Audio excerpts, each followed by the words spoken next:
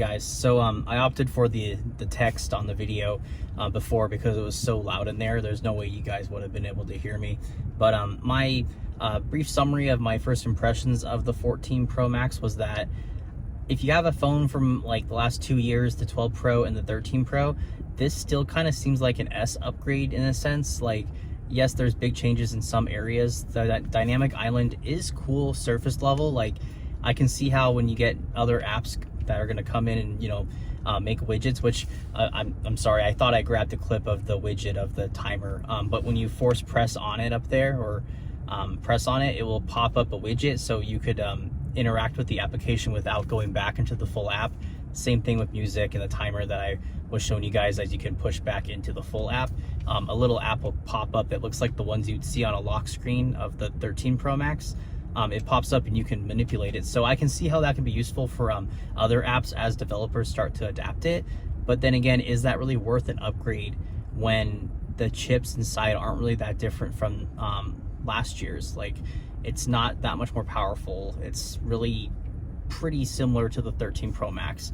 Also, having the pixels on above the camera, the dynamic island, makes it more noticeable, and the dynamic island's actually further down than the notches, so the notch kind of becomes visible eventually. You just kind of forget it's there because it kind of goes to the background. It's hard to notice. But then now you have this thing where it's like constantly changing your apps, your pictures, anything on your screen that's not black is going to bring attention to it, because you're going to see a beautiful photo and then, or a beautiful thing on your screen, and then there's just going to be this dot in the middle of it. And I don't know how I feel about that. I mean, I know if you get using it, and you eventually you eventually will get used to it as you use it.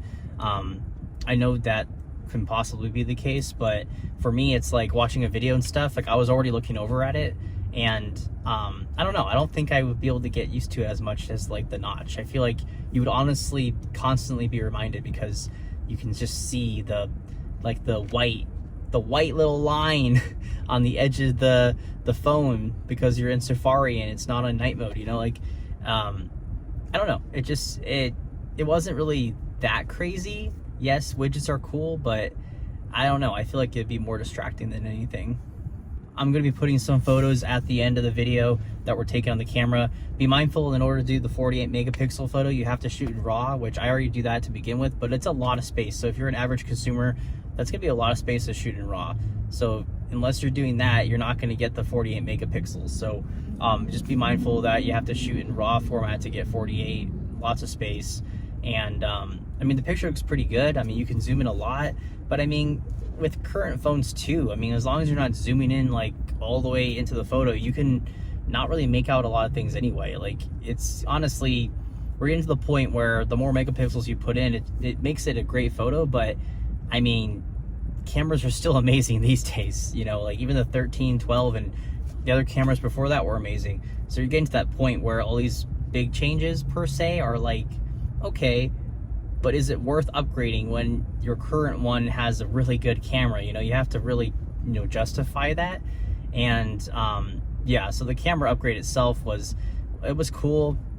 I didn't test out the video on it, but it's gonna be cinematic mode, kind of like what I'm using on my 13 right now, but just 24 frames. That would be nice for my videos, but I have apps that can do 24 frames, and it's better to do the settings in camera and stuff. So again, it's not that much of an improvement per se. I mean, yes, if I was gonna use it for my vlogging more, then it might be worth the upgrade, but that's the thing, you have to really be using these features, so I have to justify that, and I don't think I can.